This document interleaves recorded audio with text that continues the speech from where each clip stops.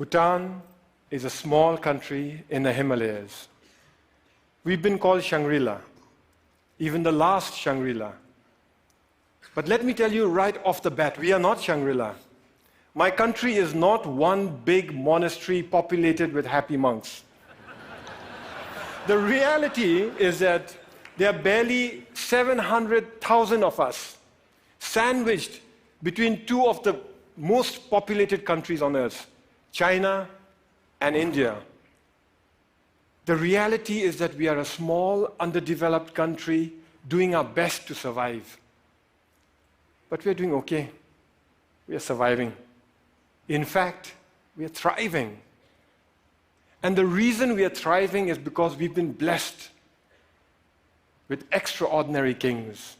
Our enlightened monarchs have worked tirelessly to develop our country, balancing economic growth carefully with social development, environmental sustainability, and cultural preservation, all within the framework of good governance. We call this holistic approach to development gross national happiness, or GNH. Back in the 1970s, our first king famously pronounced that for Bhutan, gross national happiness is more important than gross national product.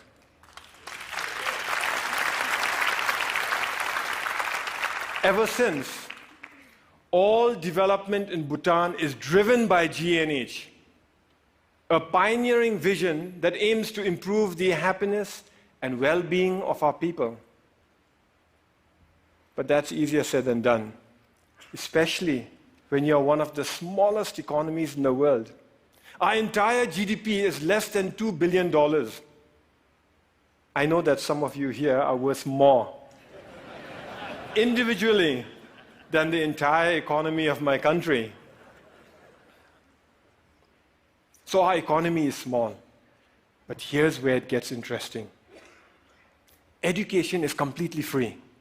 All citizens are guaranteed free school education, and those that work hard are given free college education. Healthcare is also completely free. Medical consultation, medical treatment, medicines, they're all provided by the state.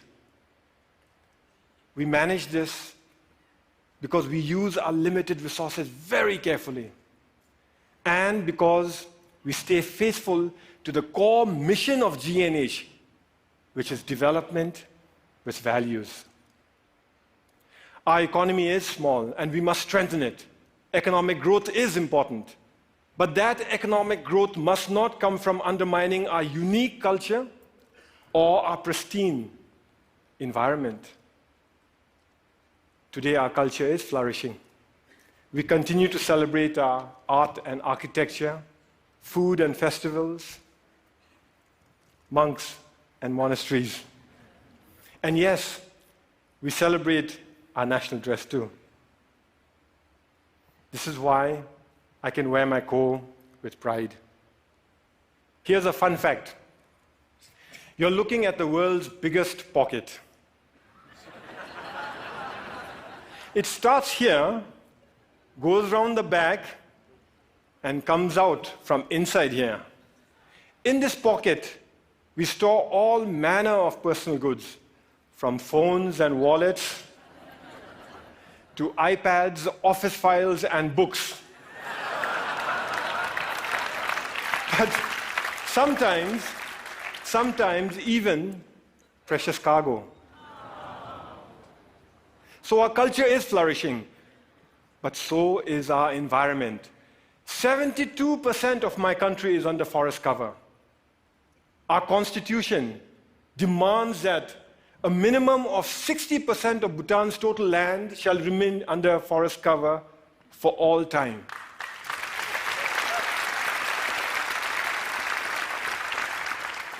Our constitution, this constitution, imposes forest cover on us. Incidentally, our king used this constitution to impose democracy on us. You see, we, the people, didn't want democracy. We didn't ask for it. We didn't demand it. And we certainly didn't fight for it. Instead, our king imposed democracy on us by insisting that he include it in the constitution. But he went further.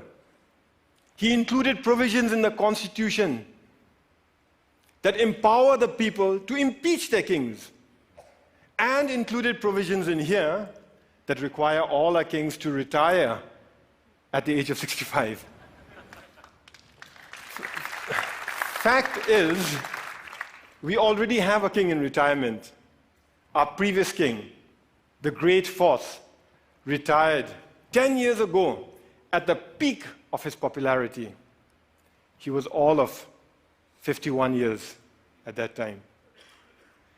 So as I was saying, 72% of our country is under forest cover, and all that forest is pristine.